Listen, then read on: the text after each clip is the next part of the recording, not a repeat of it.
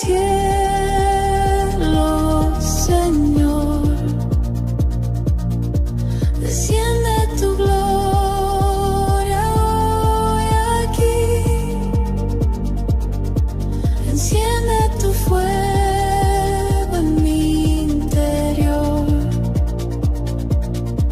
Aviva tu espíritu en mí. Abre los cielos, Señor. No quiero nada sin ti. Gloria a Dios. Mateo 24, vamos a leer unos cuantos versículos. Este tema, este capítulo es un capítulo controversial, ya que se han presentado muchas posturas sobre este capítulo. Algunos utilizan Mateo 24 para justificar que la iglesia pasará por la gran tribulación. ¿Amén? Otros han descalificado este texto. Otros ni siquiera ven una profecía futura en este texto, tal como lo dicen los preteristas, la cual es una corriente filosófica y religiosa que nace en el 1700. Su autor fue Luis Alcanza, y esta postura dice que todos los eventos proféticos de Mateo 24 ya se cumplieron, a su nombre. Pero qué errado están. Pero vamos a hacer un análisis con relación a Mateo 24, unos cuantos textos bíblicos, y vamos a ver su correcta interpretación. ¿Cuánto le interesa, hermano, saber lo que realmente enseña Mateo 24? Así que vamos a leer la palabra. ¿Lo tienen todos, hermano? Vamos a leer la palabra en el nombre del Padre, del Hijo y del Espíritu Santo de Dios. Amén. En el nombre del Padre, Hijo y Espíritu Santo. La palabra dice así: cuando Jesús salió del templo, verso 1, y se iba, se acercaron sus discípulos para mostrarle los edificios del templo. Respondiendo él, les dijo: ¿veis todo esto? De cierto os digo que no quedará aquí piedra sobre piedra que no sea derribada. Verso 3. Y estando él sentado en el monte de los olivos, los discípulos se le acercaron aparte, diciendo: dinos, ¿cuándo serán estas cosas? ¿Y qué señal habrá de tu venida y del fin del siglo? Dios bendiga su palabra. Padre, te damos gracias porque tú nos permites una vez más compartir tu palabra. Te pido que sea tú, Señor, hablándonos en esta noche y aclarando teológicamente cualquier confusión doctrinal que algún hermano tenga, y aún aquellos que nos estén mirando por las redes. Te damos gloria y honra en el nombre de Jesús. Amén. Puede sentarse, pero abra su Biblia. Amén. Esté dispuesto a buscar los textos bíblicos, porque hoy tendremos un pequeño estudio bíblico. Estaremos haciendo un análisis textual y contextual sobre Mateo 24. Porque este texto es muy importante. Primero, porque hay corrientes bíblicas, hay corrientes teológicas que han distorsionado este texto. Por ejemplo, nosotros creemos que la iglesia será raptada por el Señor. ¿Cuántos creen que Cristo arrebatará a la iglesia? ¿Cuántos creen que en un abrir y cerrar de ojos, a la final trompeta, nosotros seremos tomados y seremos encontrados por el Señor en el aire? Nosotros creemos eso y tenemos suficiente texto bíblico para demostrarlo. Sin embargo, este texto lo utilizan, es uno de los textos que los que no creen en el arrebatamiento de la iglesia pretribulacional creen y usan este texto para decir que la iglesia estará presente en el tiempo de la tribulación. en el tiempo donde se manifiesta el anticristo y en el tiempo donde los juicios apocalípticos, la ira de Dios se derrama sobre la tierra. Pero vamos a ver, hermano, que cuando nosotros le hacemos un análisis al texto y lo ubicamos en su contexto, nos damos cuenta que muchos eruditos, teólogos, maestros han rayado en el error. A su nombre. Primero que nada, Gallardo Max, en su libro Hermenéutica Bíblica, dice que entre el texto y el intérprete hay vacíos. Vacíos contextuales, vacíos históricos y vacíos gramaticales. El intérprete tiene que rellenar esos vacíos para poder hacer una correcta interpretación bíblica. El texto comienza con el verso 1, cuando Jesús sale del templo y se iba. Dice que cuando Cristo salió del templo y se iba, sus discípulos se le acercaron para mostrarle los edificios del templo. O sea, ahí comienza el problema de Mateo 24. Los apóstoles eran nacionalistas. Los apóstoles eran judíos. Y el templo que le estaban mostrando era en ese momento una gloria. Era en ese momento un símbolo nacional de orgullo para el judío. Pero no solamente eso. Cuando nosotros vamos a Mateo 24, tenemos que entender que ahí los apóstoles tenían una mentalidad judía. Repita conmigo, una mentalidad judía. La teología, la escatología que tenían los apóstoles era una escatología puramente judía. ¿Y qué es lo que enseñaban los judíos? ¿Qué creían los judíos? Para el tiempo de Cristo, los judíos creían en algo que se llama el tiempo del cumplimiento. Ellos creían en el día de Yahvé. Ellos creían en el día de Jehová, donde Jehová castigaría a las naciones, especialmente aquellas naciones que habían oprimido a Israel. Ellos creían que en cualquier momento Dios vendría y exaltaría a Israel. Pero ese tiempo comenzaría con la manifestación de alguien que se llamaba el Mesías. ¿Vamos aquí? ¿Qué era el Mesías?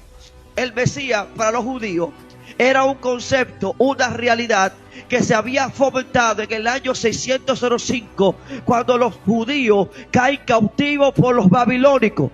Babilonia sitia a los judíos y se los lleva al exilio babilónico. Y a partir de ahí, el trono de David, el rey David, ya no había una descendencia de él que ocupara el trono. El trono estaba vacante. No había ni hubo quien se sentara en el trono de David para guiar el pueblo. Y a partir de ahí, Israel fomentó la necesidad de que un Mesías de la descendencia de David, de la casa de David, viniera y ocupara este puesto. A su nombre. El libro de Lamentaciones, que se presupone y creemos que lo escribió Jeremías, en su lamentación, él está en un monte alto y está mirando cómo los judíos están siendo llevados cautivos por los babilonios. Y comienza a llorar. Y él comienza a decir: oye bien, Jerusalén, oye bien, pueblo de Dios, tus profetas vieron para ti vanidad. Tus profetas vieron para ti locura y tu pecado no fue descubierto. Por eso caíste en cautiverio. Pero también él dice: ay, cómo ha caído, cómo fue llevado cautivo el ungido de Jehová. Alabado sea Dios. La palabra ungido es del hebreo Mashiach, que significa Mesías. Ese ungido, el rey, había sido cautivo por los babilónicos, y a partir de ahí los judíos no tuvieron la esperanza de que alguien ocupara ese puesto. Ese puesto estaba vacante, y a partir de ese momento, entonces los judíos comenzaron a fomentar la necesidad de un Mesías príncipe, un Mesías guerrero.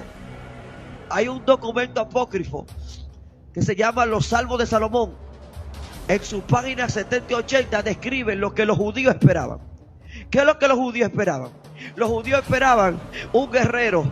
Ese era el Mesías, el ungido. Pero que este guerrero vendría montando en un caballo. Que este guerrero vendría armado y emprendería una guerra contra los enemigos de los judíos. Pero escuche bien, una cosa es lo que los judíos quieren y una cosa es lo que ya Dios estaba diciendo que haría. Alabado sea Dios. Tengo que aplicarle esto desde el 605 antes de Cristo, desde que fueron llevados cautivos a Babilonia hasta el tiempo de Cristo. Los judíos esperaban un Mesías príncipe, un guerrero enviado de parte de Dios que exaltaría a Israel, y que ese Mesías, su presencia, su llegada, marcaría lo que se llama el tiempo del cumplimiento, según Francisco La Cueva en su libro Escatología Evangélica, tomo 9, la cual él dice que la llegada del Mesías marcaría el inicio del día de Jehová. Cuando el Mesías apareciera, entonces Jehová iba a hacer libre a Israel y la ira de Dios se derramaría sobre los enemigos del pueblo santo de Dios. No es solo leer Mateo 24. Hay gente que lee Mateo y le da el garrotazo. No, hermano, tenemos que hacer una buena interpretación. Tenemos que agotar todos los principios hermenéuticos y exegéticos para saber lo que Mateo está hablando. A su nombre. Esa era la mentalidad de los apóstoles. Dígale a su hermano, así pensaban los apóstoles.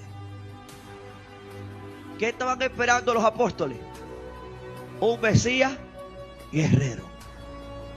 El mismo apóstol, el mismo profeta Juan, a su nombre, también que estaba esperando, también su mentalidad era la misma. El profeta Juan dijo lo siguiente: vayan y pregúntenle si él es el que estamos esperando o tenemos que esperar a otro. Y Juan le dice, díganle a Juan que los sordos oyen, que los ciegos ven y que el reino de Dios es anunciado. Alabado sea Dios. O sea, cuando el profeta Juan, que anunció, que declaró públicamente que Cristo es el Cordero de Dios, que el que vendría detrás de él sería uno que él no es digno ni siquiera de atar ni desatar su calzado, ahora está mandando a preguntar si él es el que están esperando. Yo le pregunto a usted, ¿qué es lo que Juan estaba esperando? Un guerrero, un Mesías príncipe, un rey. Pero Cristo no tenía pinta, aleluya, ni de guerrero, ni de un Mesías. Jesús era todo lo contrario a lo que ellos estaban esperando. También vemos la mentalidad de los judíos, porque a la llegada del Mesías le seguía lo que se llama la restauración del reino a Israel.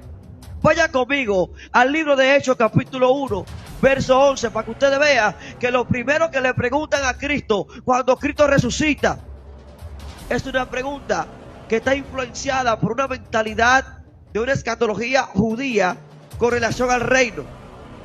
Hechos 1, verso 10 y 11 en adelante.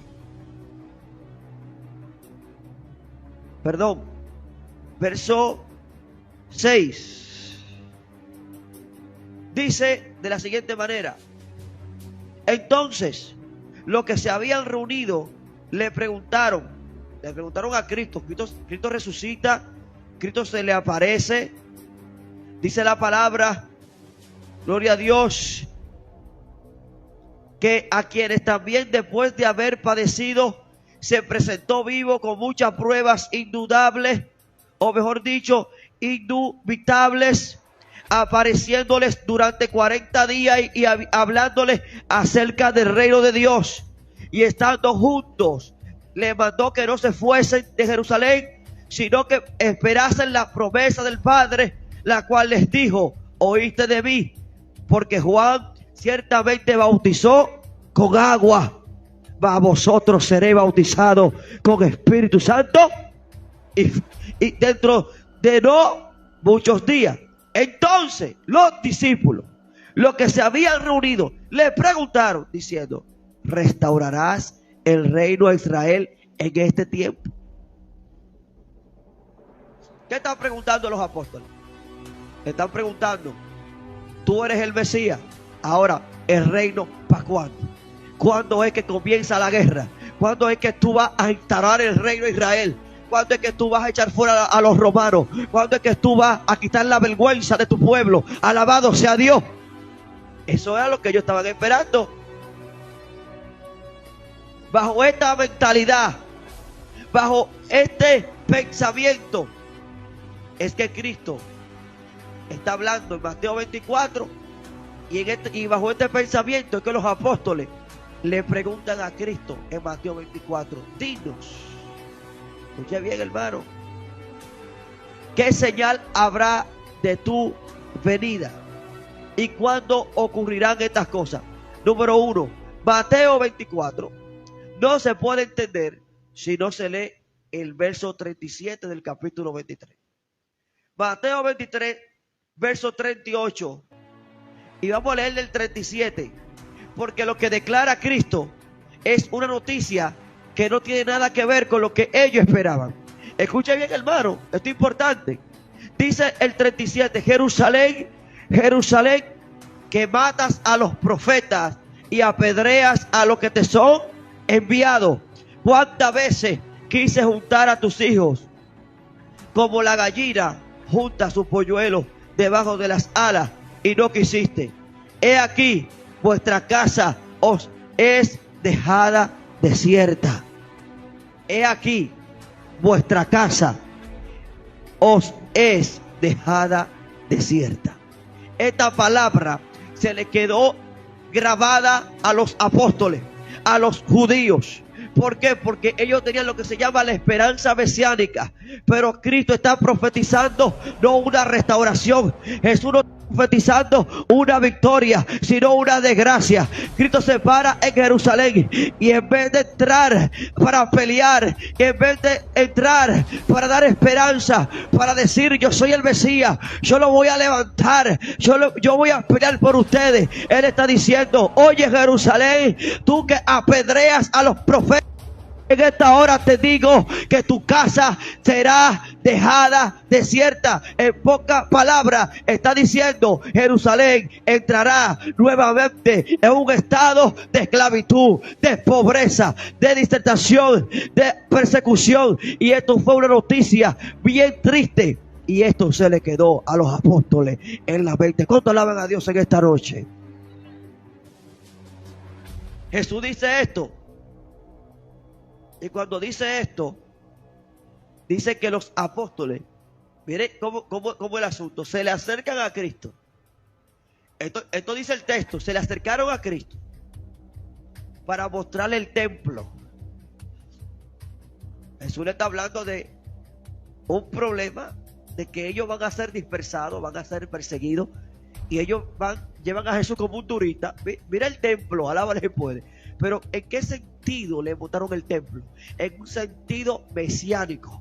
Porque ellos conocían las profecías mesiánicas y sabían que el Mesías, una de las cosas que haría es restaurar el culto, es restaurar y limpiar el templo, entrar al templo, restaurar, gloria a Dios, lo que es la administración, el culto, la liturgia religiosa. Alabado sea Dios. Y Cristo otra vez le quita los ánimos. Mire qué noticia más buena. Mire, que quizás ellos pensaban que Jesús les diría: sí, este templo es una bendición, no se preocupe, que yo voy a venir y yo voy a pelear y yo voy a sacar y yo voy a hacer aquello. No, Jesús le dijo todo lo contrario. Otra vez le tumbó los ánimos. Le dijo: escuchen bien, ustedes ven todo esto, qué lindo se ve. La gloria del templo era tan grande que decía que fue bañado en oro, que las piedras estaban incrustadas en oro, y cuando el sol iluminaba al mediodía, dice que el templo radiaba la luz del sol de tan hermoso que era. Oh, gloria a Dios. Y Cristo le dice, ¿ustedes ven todo esto? Sí. No quedará piedra sobre piedra. O sea, no solamente Jesús le profetiza, tu casa será dejada desierta, sino que vuelven los apóstoles en mentalidad judía, de orgullo judío, con una esperanza mesiánica, y le dicen, mira el templo, y él le dice, ese templo que ustedes tanto veneran, ese templo será destruido. Gloria a Dios. Goces, hermano. Los judíos tenían esta mentalidad escatológica, y Cristo no le fomentó una alegría. Cristo le habló la realidad. Cristo le dijo lo que iba a pasar. Cristo le dijo todo lo contrario a lo que ellos estaban esperando. Verso 3. Y estando él sentado en el monte. Mire cómo los apóstoles se quedaron con esto en el corazón. Espérate, Cristo primero dice, cuando entra a Jerusalén, dice, tu casa será dejada desierta. Y ahora dice que el templo será destruido. Ellos se quedaron con esto. Es como los evangélicos de hoy, que dicen que viene un gran avivamiento. Profetizan y dicen, viene antes de que Cristo venga, vendrá un avivamiento. No, la Biblia no dice eso. La Biblia dice que antes de que Cristo venga, vendrá una gran apostasía. La Biblia dice que la iglesia se va a apartar de los fundamentos bíblicos. Y eso es lo que está pasando. Las iglesias están abandonando la Biblia. Las iglesias están dejando la doctrina. Las iglesias están dejando lo que se les enseñó, porque están metiendo el entretenimiento. Alabado sea Dios. Y se está enseñando cosas que son muy herejicas, y que Dios cuida a su iglesia. Escuche bien, el verso 3. Ellos se quedaron ahí con eso en el corazón, y le dicen a Cristo, Señor, dinos cuándo serán estas cosas. ¿A qué se está refiriendo ellos? A lo que él le acabó de decir. Ya que tú dijiste y sabemos que tú eres el Mesías, o por lo menos sabemos que todo lo que tú dices es verdad, ahora dinos, como tú hablaste de que viene destrucción, ahora dinos cuándo. Y no solamente eso, ¿qué señal habrá de tu venida? A Cristo le hicieron dos preguntas. Algunos dicen que son tres, otros dicen que son dos. Pero escuchen bien, hermano. Primero le preguntan, ¿qué señal? Primero dice, ¿qué ocurrirá? ¿Cuándo serán estas cosas? Y luego le dicen, ¿y qué señal habrá de tu venida? Y del fin del siglo. Pero son dos preguntas en una. Cristo les responde las dos preguntas. Primero le declara lo que va a pasar, cuándo y cómo va a venir la destrucción del templo. Todo lo que Jesús va a describir, escuche bien, hermano, pertenece primeramente para lo que iba a ocurrir en el año 70. Cuando Cristo dijo, no quedará piedra sobre piedra que quede en pie, especialmente en el año 70 después de Cristo, el general Tito romano viene a Jerusalén, invade Jerusalén, y la matanza fue grande, hermano. ¿Qué pasó con el templo? Según Flavio Josefo, la historia, no quedó piedra sobre piedra. Alabado sea Dios. Según Flavio Josefo, los romanos le sacaron hasta el más mínimo oro a la piedra. Dice que esto fue tan grande que cada piedra portaba oro incrustado. Y dice la historia que fue tan la devastación que aparentaba que nunca hubo templo. Alabado sea Dios. Porque Cristo es Dios, y Cristo profetizó esto y se cumplió. Oye, hermano, en el año 70 después de Cristo. Usted lo puede investigar, eso fue así. La primera pregunta, ¿cuándo serán estas cosas? Cristo dice, nadie os engañe, porque vendrán muchos en mi nombre, diciendo, yo soy el Cristo, y a muchos engañarán. Oiréis de guerra, rumores de guerra, se levantarán nación contra nación, etcétera.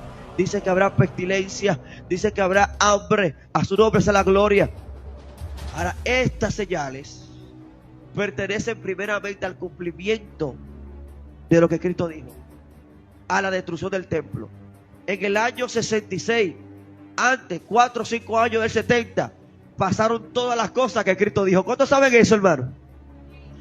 Vinieron profetas, vinieron supuestamente mesías, que aparecían de repente, de que son los mesías. Venían, Flavio Josefo registra un mínimo de 3 terremotos que ocurrió antes de la destrucción del templo.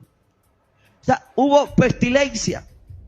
Usted lo puede investigar. Hay un libro de Flavio Josefo que él describe todo lo que pasó del año 65 al año 70. Todo lo que Cristo dijo, ahí se cumplió, al pie de la letra. Pero también hubo otra pregunta que Cristo contestó. ¿Y qué señal habrá de tu venida? Mateo 24, número 1. Ya bien, hermano, es una profecía de 2 referencias. ¿Cómo así? Porque tiene cumplimiento para el tiempo que está hablando Cristo, pero también tiene cumplimiento para un tiempo futuro. A su nombre. La primera pregunta es, ¿cómo vendrá esto, lo que tú dijiste? Y eso lo contestó. Primero vendrán falsos mesías, vendrán terremotos, vendrán pestilencias, vendrá hambre, y todo esto se cumplió del año 66 al 70 después de Cristo. Pero luego, en el verso 20-21, dice, porque habrá entonces gran tribulación, cuando no la ha habido desde el principio del mundo, y ni lo habrá. Y dice el verso 15, por tanto, cuando ustedes vean en el lugar santo la abominación desoladora de que habló el profeta Daniel. Escuche bien ahí, hay un punto ahí. Cristo pasa a dar una profecía que se cumplió en los tiempos de Antíoco Epifanes. Daniel menciona la frase abominación desoladora. Daniel 11:31, Daniel 12:11, y entre otros menciona esto. Pero la abominación desoladora tiene que ver con lo que hizo Antíoco Epifanes, un rey sirio, de Seleucida, cuando entró a Jerusalén, profanó el templo, puso un cerdo, sacrificó un cerdo, el animal más odiado como comida por los judíos, prohibió la Torá, prohibió la religión judía, y agarró un cuadro de Zeus, lo puso en el templo y exigió adoración. A su nombre sea la gloria. Cristo está diciendo, cuando ustedes vean esto que ocurrió, que dijo Daniel, entonces ustedes tienen que saber que esta es la señal. Ahora, el general Tito, que destruyó el templo en el año 70, no cumplió con esto. Alabado sea Dios. Porque la abominación desoladora tendría que ver con algo que ocurrió en el pasado, que se va a repetir en el futuro. Pero el general Tito no llevó a cabo esta profecía. El general Tito no levantó ninguna imagen. El general Tito no exigió adoración. El general Tito no quebrantó. No hubo un cumplimiento de esto en el año 70. No hubo una abominación desoladora. Por tanto, esto pertenece al tiempo futuro. A su nombre sea la gloria. Ahora bien, la palabra, cuando ellos dicen qué señal habrá de tu venida, la palabra venida es parousia en griego. ¿Okay? Parousia significa estar presente, es una llegada acompañada a su nombre. O sea, ¿por qué? Porque el Mesías que vendría, la señal era que permanecería. O sea, la parousia era la manifestación y el estar presente. El Mesías tendría que estar presente. Oiga bien. Y Cristo hablaba constantemente de que Él moriría, de que Él iría al Padre, de que Él no lo iba a dejar huérfano. Entonces ellos están pidiendo la señal del Mesías. Nosotros sabemos que el Mesías cuando venga se va a quedar, va a ser presente, estaría presente y Él cumpliría los designios de las profecías. Ahora, ¿qué señal? Oh, gloria a Dios. Dinos, ¿qué señal habrá de tu venida? Los judíos normalmente pedían señal. Esto era normal entre los judíos. Mateo 12:38 dice: entonces respondieron algunos de los escribas y de los fariseos diciendo: Maestro, deseamos ver de ti señal. ¿Qué señal tú nos das a nosotros? Los judíos pedían señales. Ellos eran expertos en esto. Ellos se convencían. Escucha bien, cuando se le daba una señal y cuando la señal se cumplía. Y Cristo le daba a ellos señales, no las que ellos querían, sino las que Él quería. A su nombre sea la gloria. En Mateo, escucha bien, 2:38, dice Cristo, cuando le dicen: ¿qué señal tú nos darás? Cristo le dice: la generación mala y adúltera demanda señal, pero señal no se le dará, sino la señal del profeta Jonás. Porque como estuvo Jonás en el vientre del pez 3 días y 3 noches, así estará el Hijo del Hombre en el corazón de la tierra. Alabado sea Dios. La señal era el Cristo resucitado. A su nombre. ¿Qué señal? Dinos, Señor, ¿qué señal habrá de tu venida? Lucas 11:16. Otros, para tentarle, le pedían señal del cielo. ¿Te ves? Como los judíos eran expertos, aún para tentar a Cristo le pedían señal. También Juan 2:18 dice: y los judíos le respondieron y le dijeron: ¿qué señal nos muestra ya que tú haces estas cosas? Primera de Corintios especifica que los griegos buscan sabiduría, pero los judíos piden señales. Alabado sea Dios.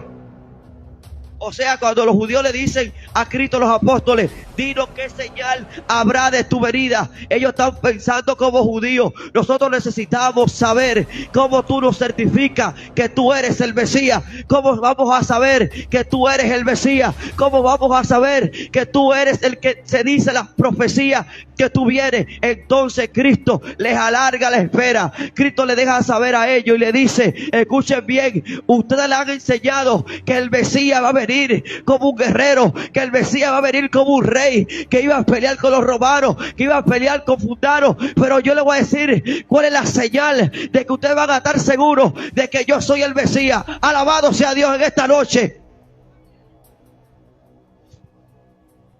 Primero que nada, Mateo 24 no es un texto para la iglesia. Dígaselo a su hermano. Mateo 24 no es para la iglesia. Aunque tenga sueño, dígaselo. Aunque esté aburrido, dígaselo. Porque esto es lo bueno del evangelio, que el evangelio no es para entretener. A su nombre. Mateo 24, la iglesia brilla por su ausencia. No busque la iglesia en Mateo 24. Ahí no habla de iglesia ni de arrebatamiento. Cristo le está hablando a los apóstoles en la mentalidad con que ellos estaban en ese momento. Ellos esperaban un Mesías y Cristo les va a decir cómo el Mesías iba a venir. Alabado sea Dios. La iglesia no participa en estos eventos futuros porque Mateo 24 habla de la futura tribulación que ellos pasarán, porque es una profecía de 2 referencias. ¿Cómo yo sé que Mateo 24 es una profecía de 2 referencias? Porque hay muchas cosas que se cumplieron, pero hay otras que no se han cumplido. ¿Cuánto alaban a Dios? Ejemplo, Cristo vino. Dice que cuando Él venga, se sentará en su trono de gloria y reunirá a las naciones delante de Él y las juzgará. ¿Ya se cumplió? Dice que Él mandará a los ángeles a reunir a los escogidos de todos lados. ¿Se cumplió? No. Hay muchos eventos que no se han cumplido. Y por eso todavía, como dice John MacArthur, esperamos un tiempo de cumplimiento futuro. Alabado sea Dios. Ahora bien, ellos pedían señales.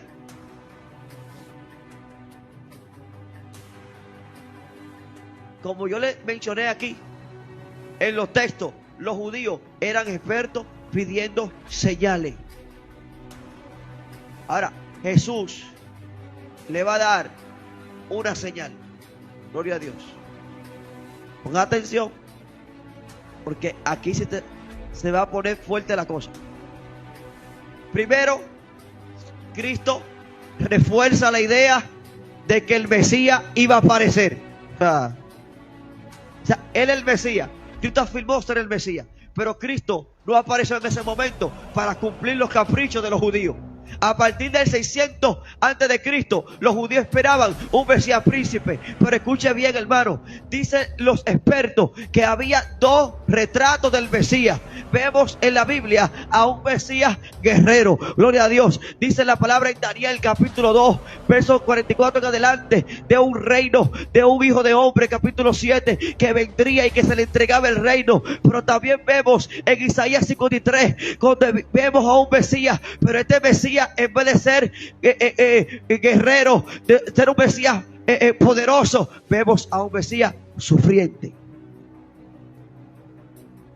Si a usted le ponen dos montañas así en línea, y detrás y delante de la montaña hay una línea, hay un río, ¿usted ve el río? ¿No? Usted ve las dos montañas, pero ve el río. Así los judíos no podían ver el retrato de estos dos Mesías. Alábale si puede.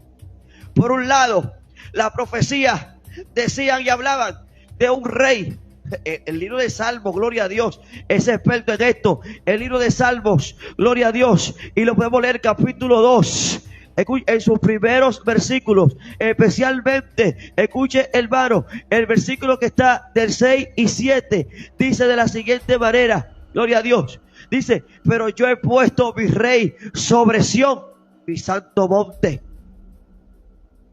Dice el verso 8, pídeme y yo te daré por herencia las naciones y como posesión tuya los confines de la tierra. Vamos a Génesis, capítulo 49, por ejemplo. Gloria a Dios. Vamos aquí. Y ahí hay una profecía donde Jacob va a bendecir a sus hijos. Gloria a Dios. Pero hay un texto, gloria a Dios, la cual habla del reino. Dice el verso 8, Judá, te alabarán tus hermanos. Tu mano en la cerviz de tus enemigos. Los hijos de tu padre se inclinarán a ti. Cachorro de león, Judá, de la presa subiste, hijo mío. Se encorvó, se echó como león, así como león viejo. ¿Quién lo despertará? Dice el 10. Ese es el texto clave. No será quitado el cetro de Judá, ni el legislador de entre sus pies, hasta que venga Silo, y a él se congregarán los pueblos. Son textos que hablan de un Mesías príncipe, de un Mesías, gloria a Dios, guerrero. Cuando nosotros vamos al libro de Daniel, por ejemplo, Daniel 7, oh gloria a Dios. Dice en profecía, miraba yo en la visión de la noche, Y aquí con las nubes del cielo venía uno como hijo de hombre, que vino hasta el anciano de día y le hicieron acercarse delante de él, y le fue dado dominio, gloria y reino, para que todos los pueblos, naciones y lenguas le sirvan. Su